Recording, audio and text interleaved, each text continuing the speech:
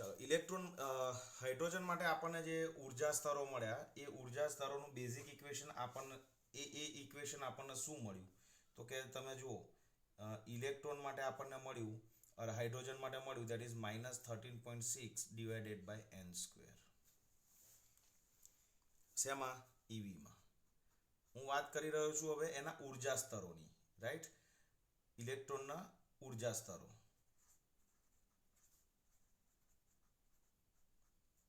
કેમેસ્ટ્રીમાં આમ તો તમને આ બધી વસ્તુ થોડી થોડી તમે લોકો ભણી જ ગયા હશો હવે તમે જુઓ n ઇઝ ઇક્વલ ટુ 1 મૂકું છું જોજો ધ્યાનથી n ઇઝ ઇક્વલ ટુ 2 મૂકીશ n ઇઝ ઇક્વલ ટુ 3 મૂકીશ n ઇઝ ઇક્વલ ટુ 4 મૂકીશ અને n is equal to infinite મૂકીશ બરાબર તો n બરાબર 1 મૂકીશ અહીંયા હું તો મને -13.6 એવી ઉર્જા મળશે હું અહીંયા ઉર્જા લઉં છું તો એ મળે છે આપણને -13.6 EV બરાબર n બરાબર 2 મૂકીશ તો 2 નો વર્ગ 4 થશે તો 13.6 ભાગ્યા 4 કરીશું આપણે તો -3.39 મળશે ટેક્સ્ટ બુકમાં બધી વેલ્યુ તમને આપી દીધેલી છે n બરાબર 3 મૂકીશ તો મને મળશે -1.51 4 મૂકીશ તો -0.85 અને ઇન્ફાઇનાઇટ મૂકીશ તો anything upon infinite is equal to 0 તો આ ઉર્જા મળશે 0 હવે આ બધાને હું લેયર્સ તરીકે અહીંયા ઉચ્ચારું તો આ આપણું જે છે એ આ જે છે એ n બરાબર 1 ની કક્ષા છે બરાબર આ જે છે તમારી n બરાબર 1 ની કક્ષા છે n બરાબર 2 જે છે એને આપણે અહીંયા લઈશું n બરાબર 2 n બરાબર 3 n બરાબર 4 અને n બરાબર ઇન્ફાઇનાઇટ સો આ n બરાબર infinite n is equal to 4 n equal to 3 આ બધાની ઉર્જા કેટલી છે તો એ ઉર્જા મેં અહીંયા લખી છે એ જ હું અહીંયા લખી દઉં છું આ છે -13.6 EV નું આ જે છે એ તમારું -3.39 EV આ જે છે -1.51 EV આ જે છે તમારું -0.85 EV અને આ જે છે એ 0 EV બરાબર હવે એક વસ્તુ ખાસ યાદ રાખજો કે જે મિનિમમ ઉર્જા જે છે ને એ તમે જો આ -13.6 જે છે ને એ મિનિમમ વેલ્યુ છે ઉપર જાવ એમ એની વેલ્યુ જેવી જાય છે વધતી જાય છે કારણ કે આ -13.6 ઇઝ લેસ દેન -3.39 એટલે આ લઘુત્તમ છે ક્લિયર થાય છે તમને એટલે એક વસ્તુ ખાસ યાદ રાખજો કે n બરાબર 1 ની કક્ષામાં જ્યારે ઇલેક્ટ્રોન ભ્રમણ કરતો હોય ને ત્યારે પરમાણુની ઉર્જા લઘુત્તમ હોય લઘુત્તમ એટલે ઋણ મહત્તમ બરાબર તો એટલું યાદ રાખો જે આ જે કક્ષા છે ને એને એની નિમ્નતમ અવસ્થા લોએસ્ટ સ્ટેટ એનું કહીએ છીએ એટલે એને આપણે એનું ગ્રાઉન્ડ સ્ટેટ અને આપણું ધરા સ્થિતિ કહીએ છીએ ધરા સ્થિતિ બરાબર એટલે યાદ રાખજો n બરાબર 1 જે છે એ આપણે એવું કહી શકીએ છીએ કે નિમ્નતમ અવસ્થા અથવા તો આને આપણે શું કહીશું ધરા સ્થિતિ હવે તમને એક માર્કમાં પ્રશ્ન પૂછે કે હાઇડ્રોજનના પરમાણુ માટે ધરા સ્થિતિમાં ઉર્જા કેટલી તો ધરા સ્થિતિ માટે કઈ કક્ષા લેવાની તમારી n બરાબર 1 અને એમાં કેટલી છે -13.6 EV હવે આ ધરા સ્થિતિમાંથી ઇલેક્ટ્રોનને બહાર કાઢવો હોય તો તમારા બહારથી +13.6 EV ઉર્જા આપશો તો એ સીધો ઇન્ફાઇનાઇટ લેવલ પર પહોંચી જશે બરાબર એટલે હાઇડ્રોજનની પરમાણુની ધરા સ્થિતિમાંથી ઇલેક્ટ્રોનને મુક્ત કરવા માટેની જે જરૂરી ઉર્જા છે એ તમારી 13.6 EV છે અને આને આપણે શું કરીએ છીએ આયનીકરણ ઉર્જા કહીએ છીએ એટલે આપણે આના માટે એવું લખી શકીએ છીએ કે ઇલેક્ટ્રોનને તેની ધરા સ્થિતિમાંથી મુક્ત કરવા માટે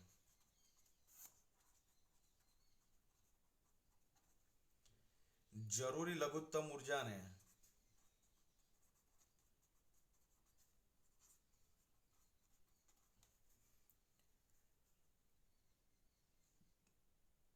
આયનીકરણ પણ આ પણ કઈ પ્રથમ એટલે ઉર્જાને આપણે પ્રથમ આયનીકરણ ઉર્જા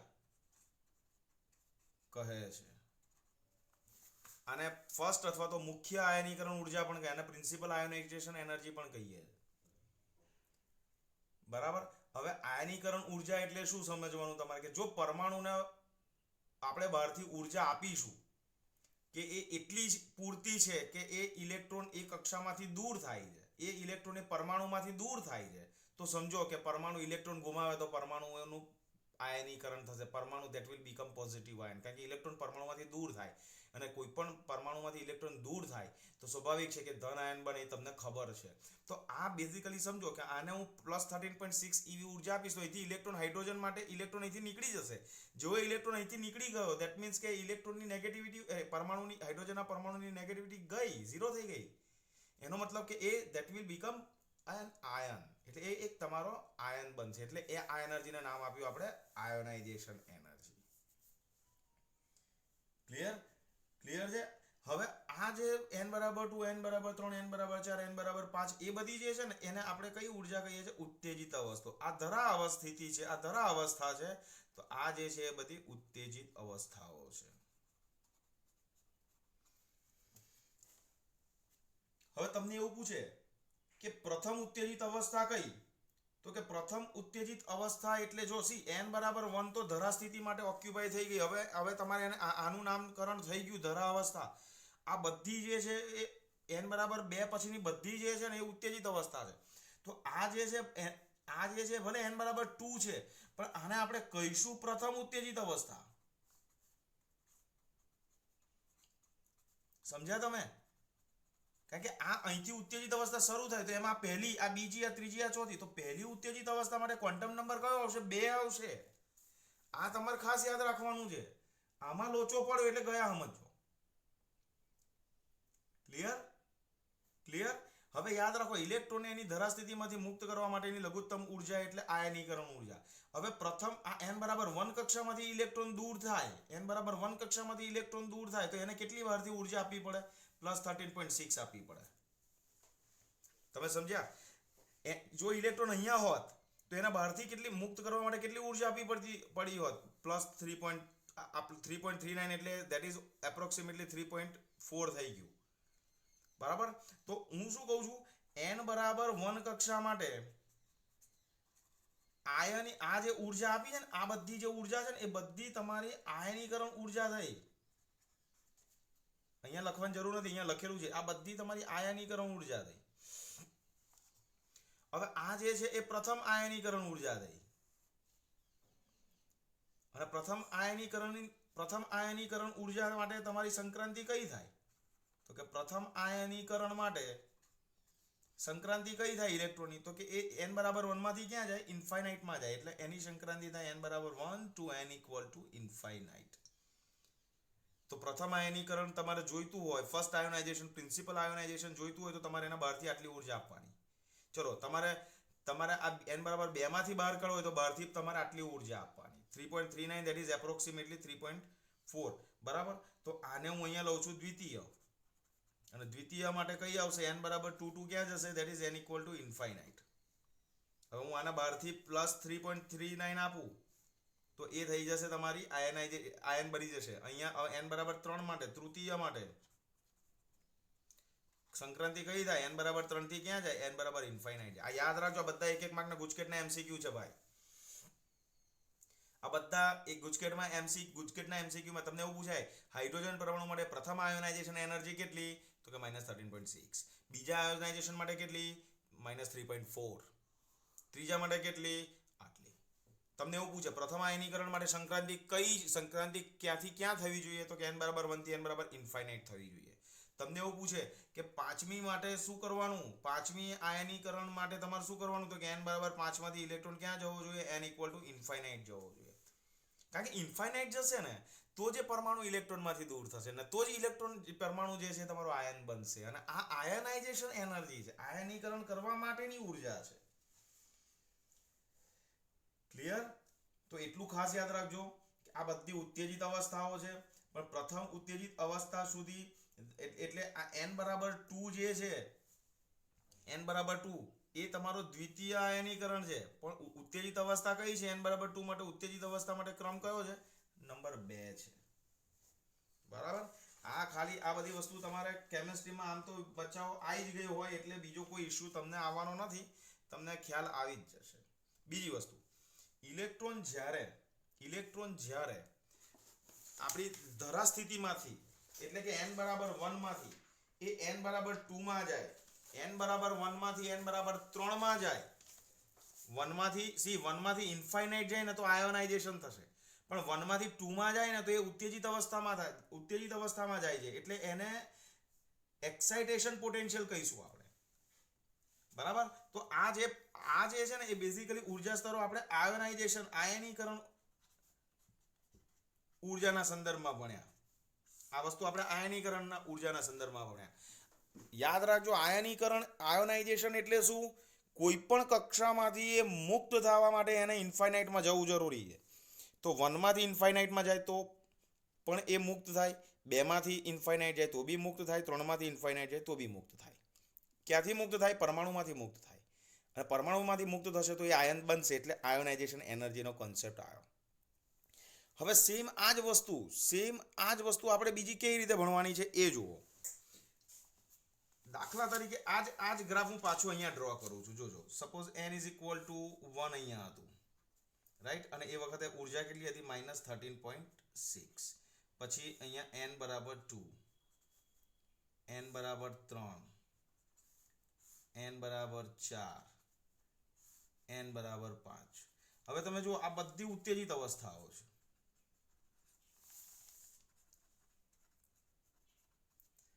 આ જે છે એ ધરા અવસ્થા છે.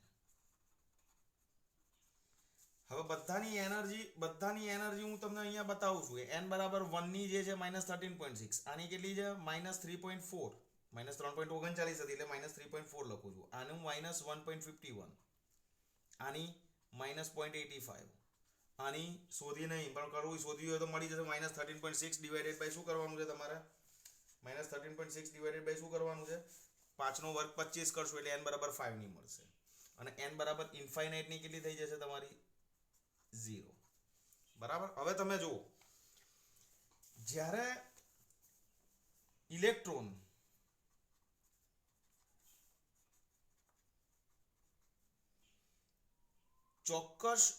ચોક્કસ મૂલ્યની ઉર્જાનું શોષણ કરી ઊંચી ઉર્જા ધરાવતી કક્ષામાં જાય. આ બધી ઊંચી ઉર્જા ધરાવતી કક્ષા, આ ધરા સ્થિતિ ઊંચી ઉર્જા ધરાવતી કક્ષામાં જાય તો આ પ્રક્રિયા જે છે ને એક્સાઇટેશન એટલે કે ઉત્તેજન કહેવામાં આવે. એક્સાઇટેશન.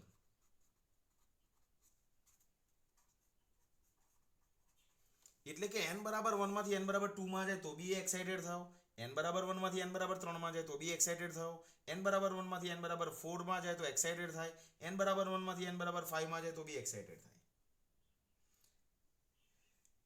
તો ઇલેક્ટ્રોનને એક કક્ષામાંથી બીજી કક્ષામાં જવા માટે શોષવી પડતી ઉર્જાને ઉત્તેજિત ઉર્જા કહેવાય, અને એને અનુરૂપ જે સ્થિતિમાન છે એને ઉત્તેજિત સ્થિતિમાન કહેવાય. દાખલા તરીકે હાઇડ્રોજન પરમાણુ માટે જ આપણે આ બધી વસ્તુ કરીએ છીએ. These all things are discussed about only hydrogen atoms. ચલો, પ્રથમ ઉત્તેજિત ઉર્જા આપણે જોઈએ છે. તો પ્રથમ ઉત્તેજિત ઉર્જા એટલે શું? તો કે પ્રથમ ઉત્તેજિત અવસ્થા કઈ? ધેટ ઇઝ n બરાબર 2. એનો મતલબ એ કે ઇલેક્ટ્રોનિક સંક્રાંતિ n બરાબર 1 માંથી n બરાબર 2 માં થવી જોઈએ. તો એને કેટલી ઉર્જાની? સપોઝ અહીંયા એક ઇલેક્ટ્રોન છે. જો અહીંયા એક ઇલેક્ટ્રોન છે, એની પાસે અહીંયા કેટલી એનર્જી હોલ્ડ કરીને બેઠો છે? -13.6 eV. બરાબર. હવે 1 માંથી 2 માં જાય તો કેટલો ડિફરન્સ છે પહેલા એ શોધો. તો એ ડિફરન્સ તમારે શોધવો હોય ને તો તમારે E2 - E1 કરવું પડે. અને E2 - E1 કરશો ને તો -3.4 -13.6. તો E2 - E1 કેટલું આવશે? જુઓ, તો કે E2 - E1 આવશે 10.2 eV.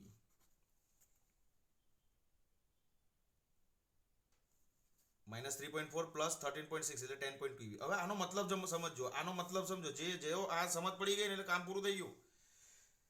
એક ઇલેક્ટ્રોન અહીંયા ધરા અવસ્થામાં બેઠો છે, એની કુલ ઉર્જા આટલી છે 13.6. જો એના બહારથી 13.6 આપી દેશો તો એ તો ઇન્ફાઇનાઇટ જ જતો રહેશે. પણ જો બહારથી એને 10.2 eV આપશો તો એની ટોટલ એનર્જી કેટલી થશે? તો કે -13.6 + 10.2 એટલે -3.4. તો એ ઇલેક્ટ્રોન જમ્પ કરીને સીધો અહીંયા ગોઠવાઈ જશે. કોણ? આ ઇલેક્ટ્રોન. તો તો આ ઇલેક્ટ્રોન n બરાબર 1 થી n બરાબર 2 કક્ષામાં જવું હોય તો એને 10.2 eV ની ઉર્જાનું શોષણ કરવું પડે. ક્લિયર? તો આ થઈ ગઈ તમારી પ્રથમ ઉત્તેજિત ઉર્જા.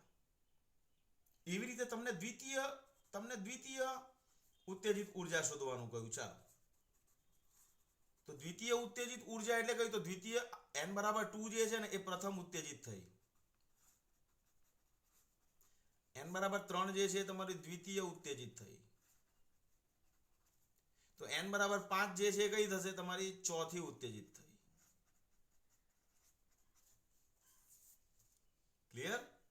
ક્લિયર? તો દ્વિતીય ઉત્તેજિત ઉર્જા જોઈતી હોય તો દ્વિતીય ઉત્તેજિત ઉર્જા આ રહી. તો ઇલેક્ટ્રોન ક્યાંથી ક્યાં જવો જોઈએ? 1 માંથી 3 માં જવો જોઈએ. રાઈટ? તો n = 1 to n = 3 માં જાય તો એ એનર્જી તમારે જોઈએ. તો એ એનર્જી શોધવી હોય તો તમારે E3 - E1 કરવું પડે. અને E3 - E1 કરશો તો -1.51 - -13.6. તો આ ઉર્જા જે છે એ મળશે તમને 12.09 eV. તો એનો મતલબ કે આ જે ઇલેક્ટ્રોન છે, આ ઇલેક્ટ્રોનને અહીંયા ડિફરન્સ કેટલો આવ્યો? સી, n બરાબર 1 માંથી n બરાબર 2 માં કેટલી ડિફરન્સ આવ્યો? 10.2.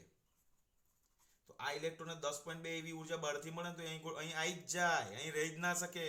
એવી જ રીતે આ ઇલેક્ટ્રોનને 12.09 આપો ને એટલે અહીં આવી જ જાય. ક્લિયર? આને તમે અહીંયાથી 12.9 ઉર્જા આપો, આને તમે અહીંયાથી 12.9 ઉર્જા આપો એટલે સમજી લો કે આ ઇલેક્ટ્રોન ફટ કરતો કૂદીને ત્રીજી નંબરની કક્ષામાં એ પહોંચી જશે. ક્લિયર થાય છે તમને? બરાબર? તો આ રીતે આ પેલું જે છે આયોનાઇઝેશન પોટેન્શિયલ હતું અને આ જે છે તમારું એક્સાઇટેશન પોટેન્શિયલ છે. બરાબર? ટેક્સ્ટબુકમાં તમને આ કોઈ જગ્યાએ ઉલ્લેખ થોડો ઘણો જોવા મળે, પણ આ વસ્તુ જે છે એ ઉત્તેજિત સ્થિતિમાનનો કોન્સેપ્ટ છે.